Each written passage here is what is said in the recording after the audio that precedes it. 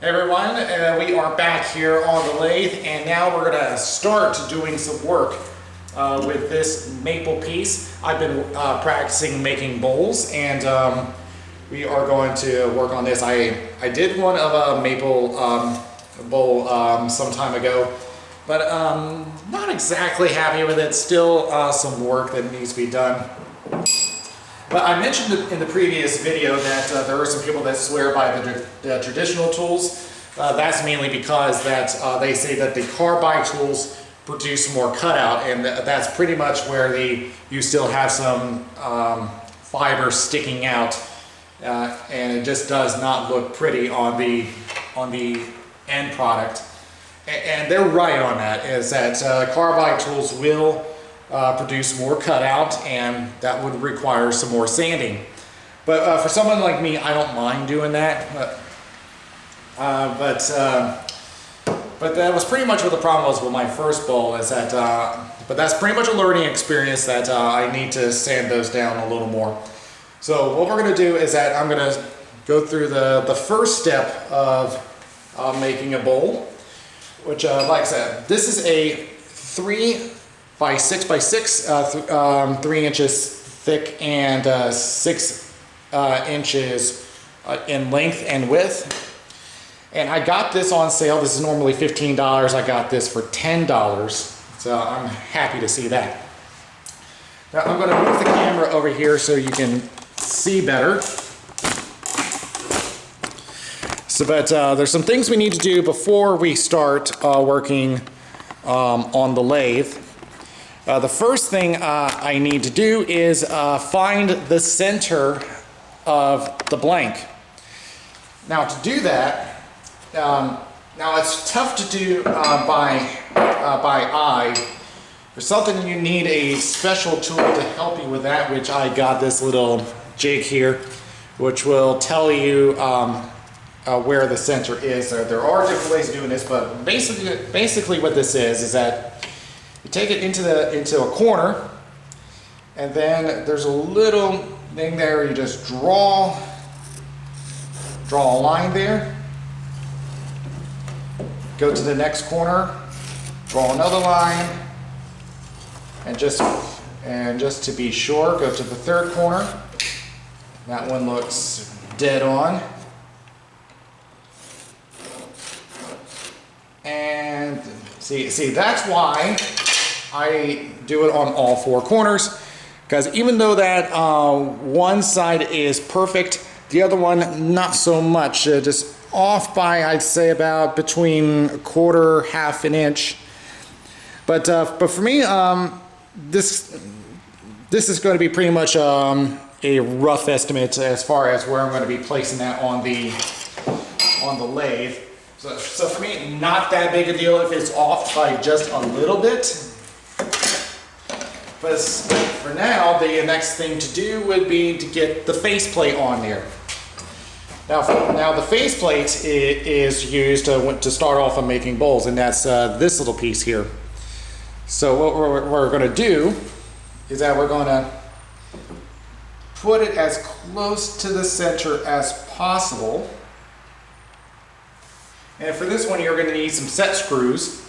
Now what I like to do is to pre-drill the holes in there, just to be sure that I got everything in there as I want it. I got a number 8 drill on here, and I'm just being careful not to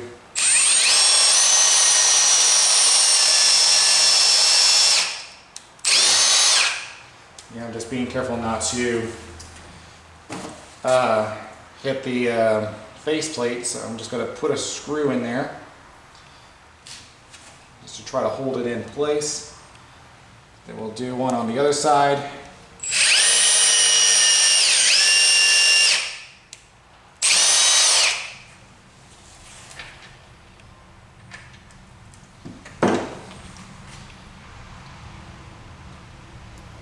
Okay, now I'm going to go ahead and tighten these screws. We'll get to the other 2 in just a moment. I want to be sure it is secured in place before I do anything else.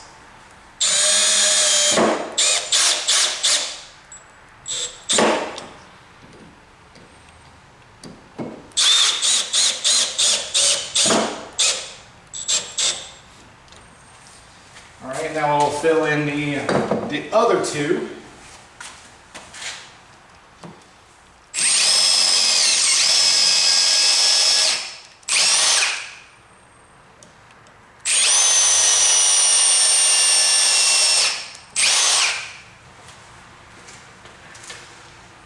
And that's pretty much all I need for that drill bit. Yeah, this is pretty much the only kind of drilling you need at all. Yeah, I think this screw is getting a little bad. I'm gonna have to get a new one there.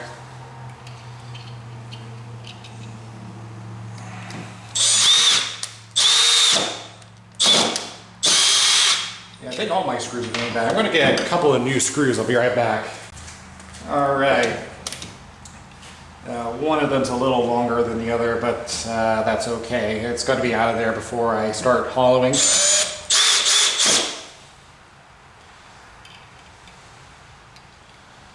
Yeah, as long as they're the same width, it's okay. Okay, so now we got the faceplate mounted on, and I'll be bringing back the drill or the screwdriver in just a minute. Well, more than a minute. So now we are going to place this on the lathe. As soon as I get this dust off my, so I'm going to move this out of the way, make sure that it is locked so I can put it in. And just have to keep spinning until it catches. It does. All right. And I forgot to move the camera up for you. I'll do that again for you so you can see. But what we're going to do is, so you can see this yourself. So we're going to take this, there's that little screw there. We're going to place it on the center. And of course it wobbles around as soon as I show you. Oh, there we go. All right, so now we're going to put that all the way in. And then we're going to tighten that. There's two little screws in there that we're going to tighten just to make sure that it does not go anywhere. I'm going to loosen this up and turn so I can get the other side too.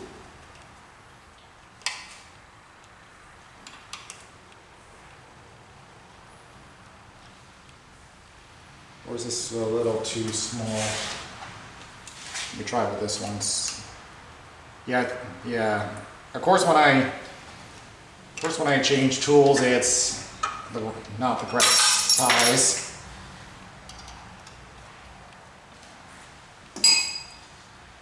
It is now in place. All right, so I'm gonna clear this out of the way. Now, for this type of job, you're going to need some safety tools. In this case, I brought back my P95 respirator, but that's not the only thing you're going to need. You're also going to need a face shield, because there's going to be a lot of wood flying in here, and a lot of it is going to be going towards you, and you definitely need this protection. Otherwise, you're going to be going blind. Try to clear off the dust from the previous job. So I usually put the respirator on first.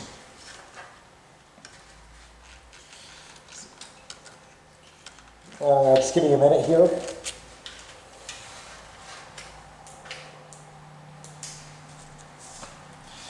Yeah, just need to put that on. But then I put the face shield on. So in the end, you're going to be looking something like this. Let me see if you can see. Yeah, so, and like I said, I got the respirator down here. Let's see. I'm going to put you on the other side so you can see the rest of it. All right, let me make sure I got everything in there. So, okay, so we got our blank up on the headstock. All right, and now what we need to do is get the tailstock in there. I'm going to move my tool rest. So we're going to move this all the way down, lock it in place, and then we're going to put that center in there and just make sure it stays in place. All right, and then what I'm going to do is that because I am using carbide cutters, now normally when you if you have traditional tools, what you want to do is try to get them as close to the workpiece as possible to avoid any dangers as far as catches.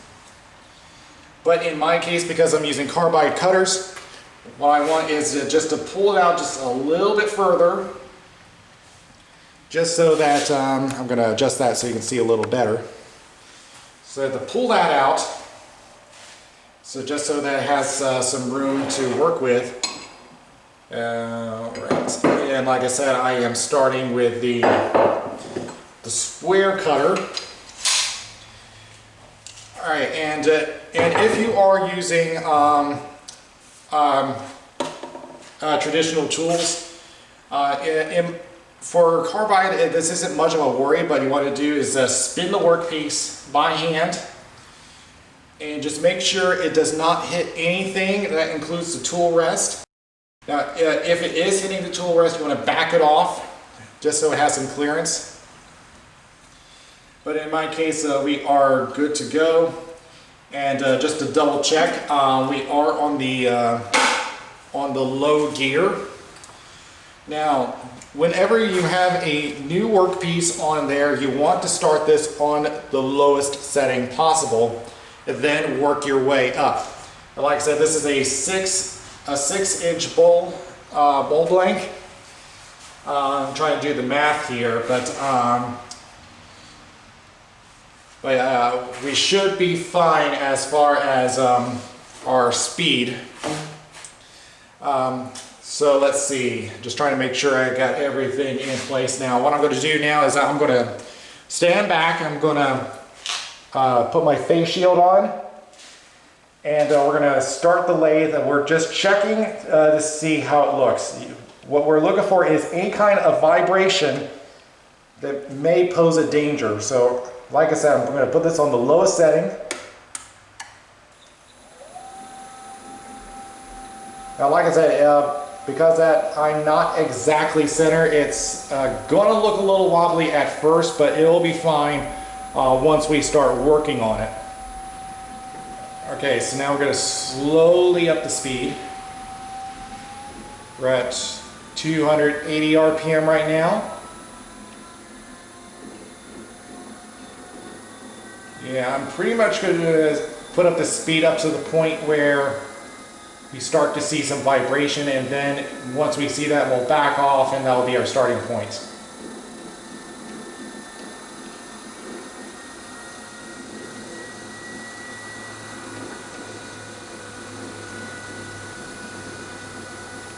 Okay, we're at 460 right now, 470. I'm okay with that. 470 will be our starting point.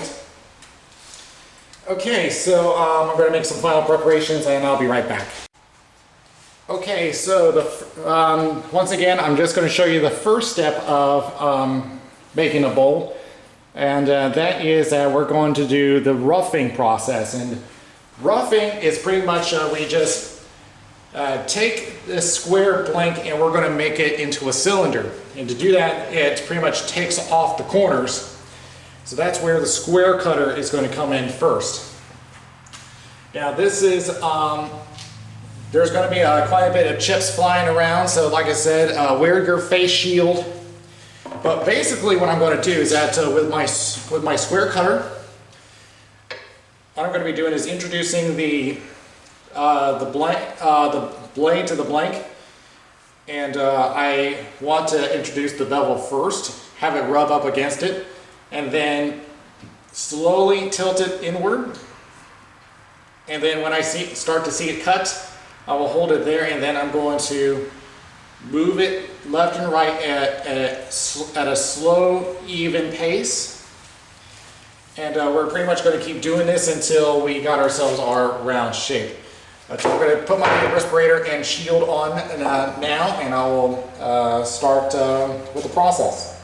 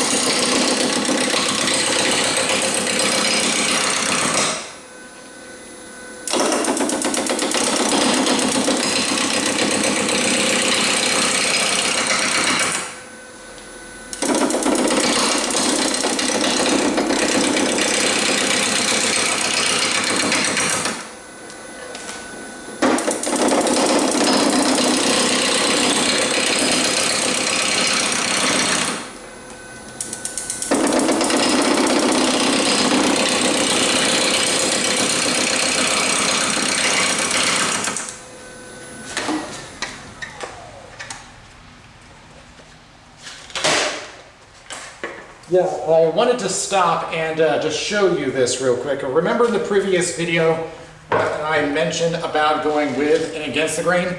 So let me show you this real quick and show you what I mean. So this is with the grain. Yeah, you notice how that is smooth? Yeah, how I managed to cut it through with no problem. Now here's what happens when you go against the grain. See, this is exactly what I'm talking about. If you're going against the grain, then this is pretty much what's going to happen. You're just peeling it like that, and it's going to look very, very rough. So because of that, yeah, it's going to look like this, but don't worry. We are still in the roughing process, and it's going to look like that for a while, and that will get cleaned up. But I just wanted to quickly show you that, but we're going to continue with roughing.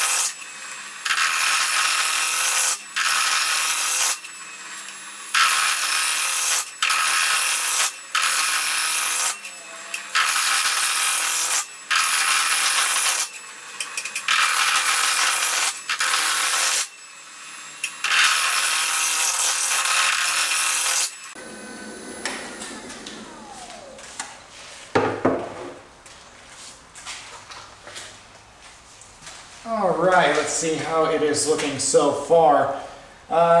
There is still some tear out on the end grain, but it's not as bad as it was before. Of course, this will be looking smoother since we're going with the grain.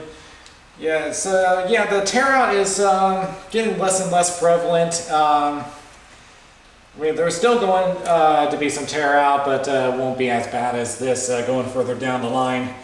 Those can be fixed a little later. But you know, we are making progress, and I can tell I'm compared to the previous maple I did, I feel like I'm getting better at this. Just a reminder that I've only done this for a few weeks, and I've just done a few bowls before. But just to give you an idea of what the shavings are like, yeah, here you go. That's pretty much what it's going to look like on the roughing process. We're gonna for this a little bit, and I'll bring you guys back. I gotta recharge the camera anyway.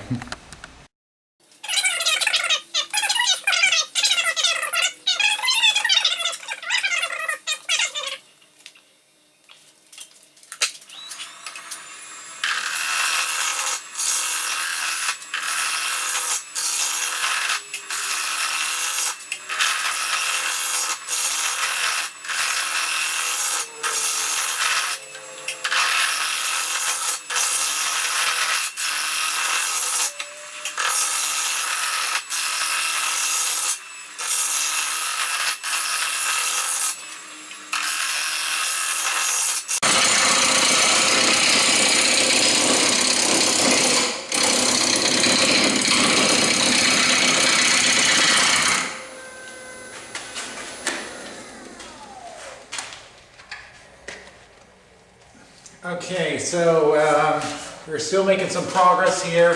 The corners are rounded off, but we still need to do just a little more. But at this point, balancing should be less of an issue now, so if you feel comfortable, you can go ahead and raise the speed just a little bit. So I'm going to try that now and see where we go. Remember last time we were at 480.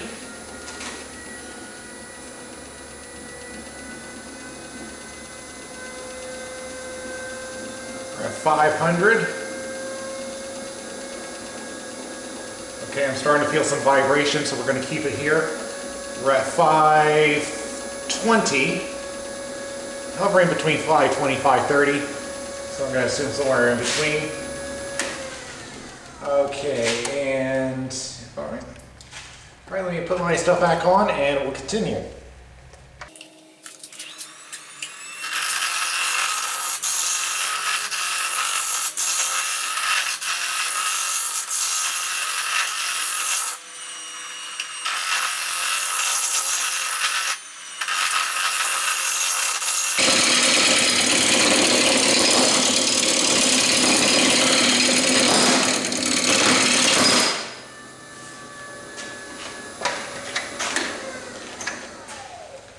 Okay, I don't know if you heard that, but I had a couple of catches there. I may have gone a little too aggressive with my cuts, but does not look like it's done anything to the workpiece.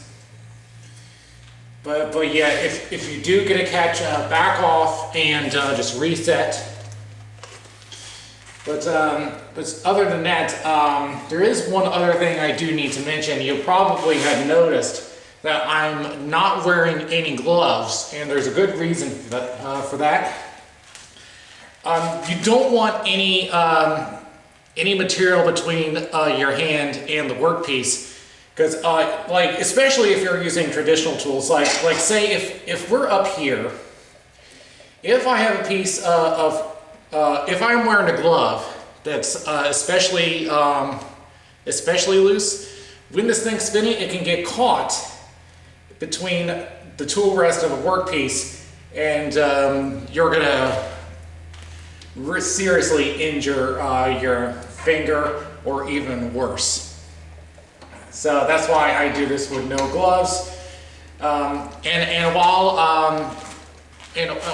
they have that mentality that that gloves will protect themselves, there's actually times where it can actually make the situation worse.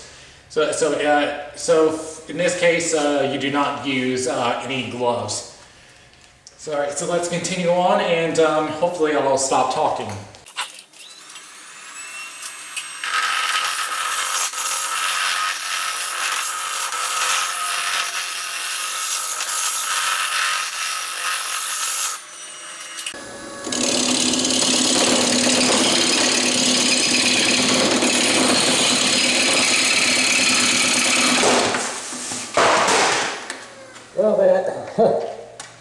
Well, that vibration, I mean, that's typical with the chisel going up against workpiece is going to cause a vibration, and it's caused my flashlight to fall down. This is why I got to invest in an actual work light, but this is pretty much the best I got. I'll bring you back in just a moment. Okay, we are back, and let me take my respirator off.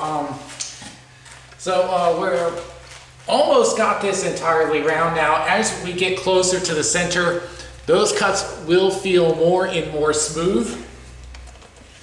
And then once we have it entirely round, that will be the end of our roughing step, and then we can go on to shaping. But like I said, your cuts will feel more smooth as you get closer to the center, but let's finish this off.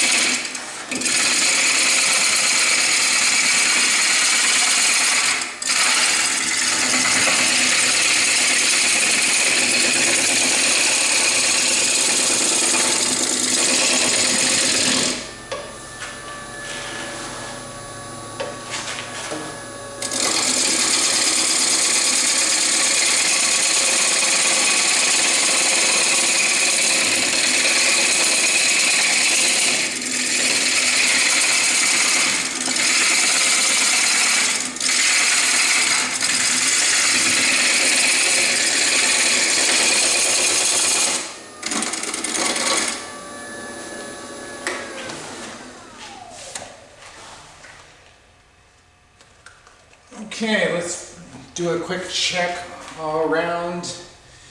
Still some flat spots, so we're not quite done at roughing at this time, but we're getting very, very close. To see, we got a flat spot over here, and we got a flat spot over here, so we're not quite done yet. So just maybe about 2 or 3 more minutes, and this should be done.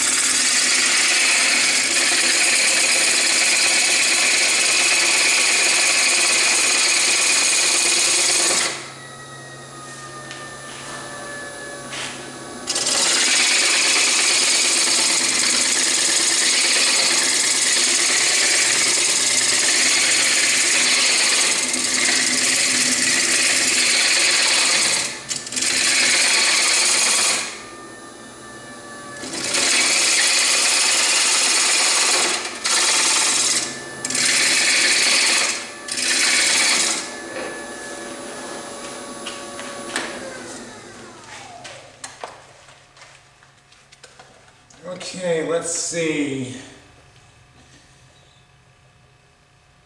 It looks like we got it all flat. All right, very good. So that is our roughing process. So you remember that we started off with a square, now we have ourselves a cylinder. Now, of course, there could still be some balancing stuff in there, but this is definitely good for us to go to the next step, which is shaping, which I will cover in the next video. But for now, this is okay where we are at this time. I'm just going to clean up here and get some rest, and we'll do another video for the next step. For now, I will see you guys later.